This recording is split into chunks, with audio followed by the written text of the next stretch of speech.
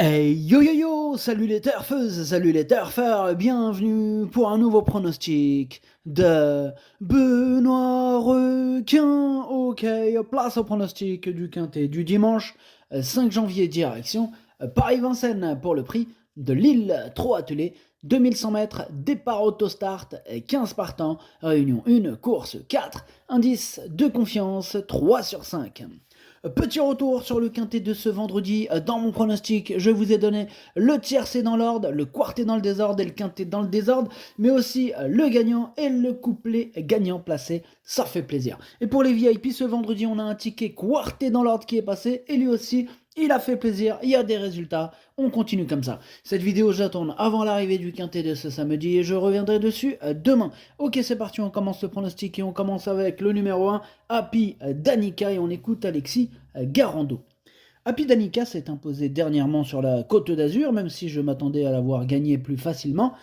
Elle a bien récupéré, l'engagement est très favorable.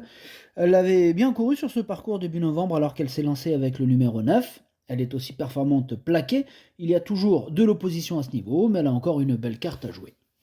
Ouais, je suis d'accord avec lui. Elle a une belle carte à jouer. Je l'ai gardée dans mon prono à la 6ème place. On passe au numéro 2, Extrême, que je n'ai pas retenu. C'est un regret, c'est mon deuxième cheval de complément en cas de non partant. On enchaîne avec le numéro 3, Edic Gemma, et on écoute Marc Sassier. Edic Gemma n'a pas démérité dernièrement à Cagnes-sur-Mer et a conservé le second accessite après avoir animé l'épreuve. Il a bien récupéré, va se présenter au mieux. Il fait preuve d'une très belle régularité, mais à ce niveau, il faut que tout se passe très bien pour gagner. Dimanche, il est bien engagé sur un parcours qu'il apprécie. Il devrait confirmer et terminer dans les 3 premiers. Ouais, bah là, je suis tout à fait d'accord avec Marc Sassier.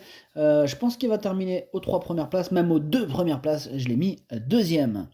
On enchaîne avec le numéro 4, Hidalgo de Noé, que je n'ai pas retenu. C'est celui qui m'embête le plus dans ce quintet, ce numéro 4. C'est lui mon gros regret. C'est lui mon cheval de complément 4 non partant. Attention, possible cassage en vue. On passe au numéro 5, Cash Bank Biggie, et on écoute Hansen Eric Bando. Cash Bank Biggie n'a pas été heureuse lors de ses dernières tentatives. J'espère que cela va mieux se passer. Bon, comme elle a besoin d'être économisée dans le parcours, elle doit compter sur une part de chance. Si cela se passe bien, elle peut faire une bonne performance. Moi, il me plaît bien ce numéro 5, je l'ai gardé, mais bon, en toute fin de combinaison, hein, mais bon, je l'ai gardé. On enchaîne avec le numéro 6, Greco Bello, et on écoute Jean-Paul Marmion. Greco Bello est un cheval qui finit toujours bien ses courses quand il court caché. Il ne sera pas dérangé par le parcours de vitesse car il est maniable, facile et il sait démarrer. Il a besoin de courir caché pour venir de derrière. J'espère ne pas partir trop à l'extérieur. Il a une bonne chance pour une 3e ou 4e place. Ok, merci Jean-Paul Marmion. Ce numéro 6, moi, il fait tout simplement partie de mes préférés. Je l'ai carrément mis 3e. On enchaîne avec le numéro 7, Jack Tonic, et on écoute Thierry Duval d'Estaing. Jack Tonic, il a fait la faute sans raison apparente dernièrement dans le ténor de Beaune, alors qu'il s'apprêtait à bien finir.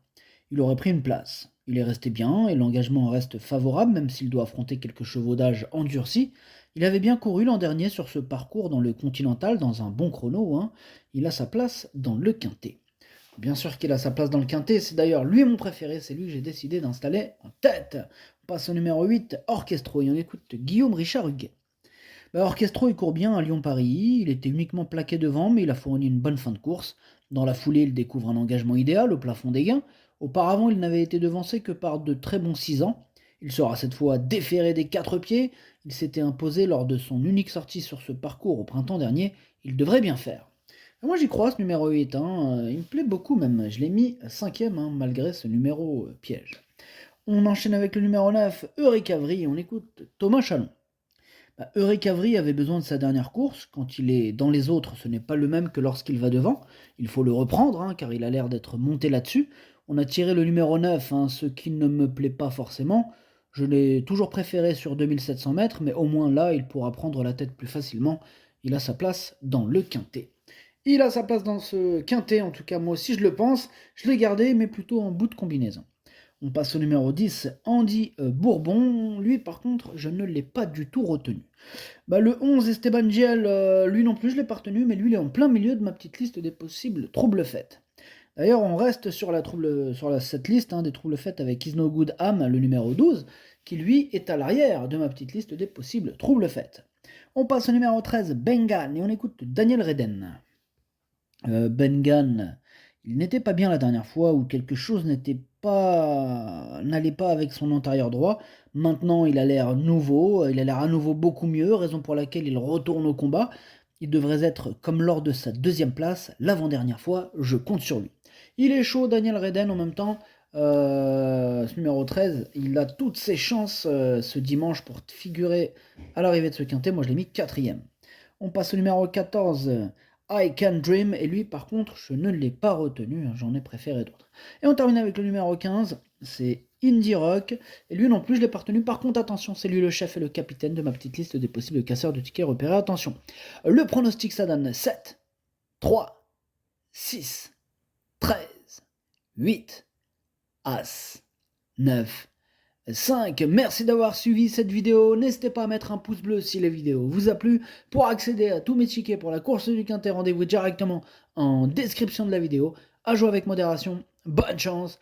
Chopez-le moi. Ciao.